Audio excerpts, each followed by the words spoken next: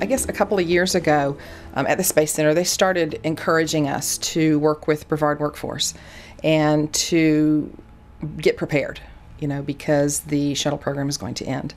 In fact, it's probably advisable, if I were to give some advice to employees out there, I would say get yourselves registered, engage Employ Florida and Brevard Workforce, and start setting up for your future. So they started sending out emails, they started putting things on our website about Brevard Workforce and the help and the resources that they provide. There actually was a Brevard Workforce Express bus that sits, and it still does today, sits beside our building a couple times a week, and I would walk by it every morning and think, I really need to go on that bus.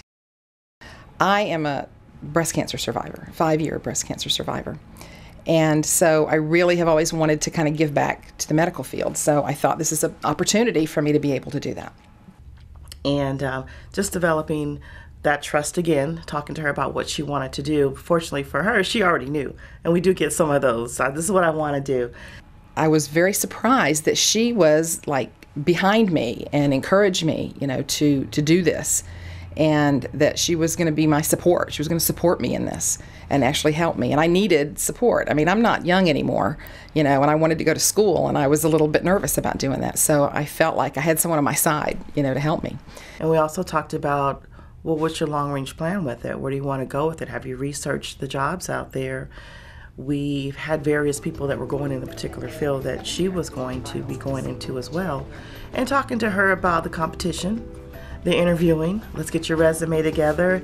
And so she said, what school do you want to go to? I already researched that. I already knew all that.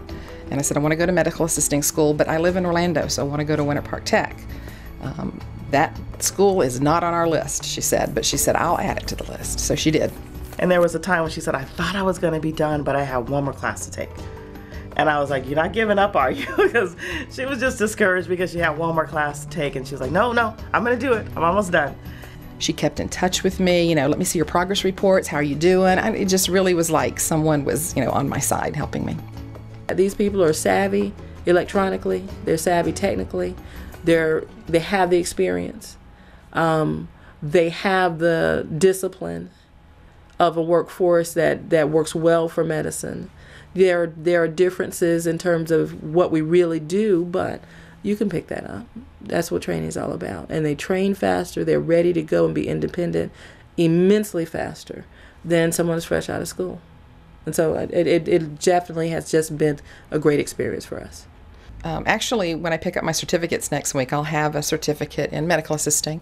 I'll have one in phlebotomy, one in EKGs, and then one in lab. I was very excited. I guess the first test I took in phlebotomy was when I knew, wow, I can do this. And passed it. So, yeah. Well, instead of looking at this as if the door is closed, use this as an opportunity to enjoy what your future is. Change your future. Change your life. There is life after KSC. There really is. I have a saying, and one of these sayings came from me going through breast cancer. The other I've just always thought was great, but it's life is not about waiting for the storm to pass. It's about learning to dance in the rain. And then the other one is, when you come up to an obstacle, don't give up and turn around. Figure out how to climb over the wall or go around it or figure it out. Get through it. And so I hope that people will do that.